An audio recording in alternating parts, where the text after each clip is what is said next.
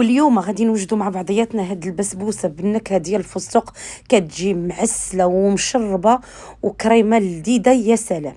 غنحتاجو 2 حبات ديال البيض، كاس الا ربع ديال السكر، كاس الا ربع فانيلا، مع قبصه ديال الملح.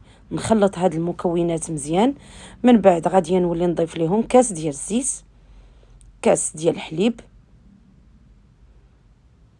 علبه ديال ياغورت بنكهه الفستق.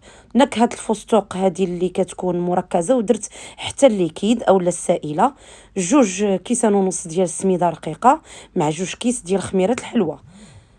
غادي نخلط كل شيء مزيان مزيان، ومباشره غادي نفرغوا في واحد المول اللي مدهون بالزبده ومرشوش بالسميده.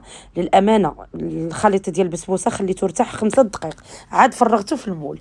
البسبوسه دخلات طيب، غادي نوجدوا السيرو اللي فيه كاس ديال السكر مع كاس ونص ديال الماء مع شرائح الحامض، نخليه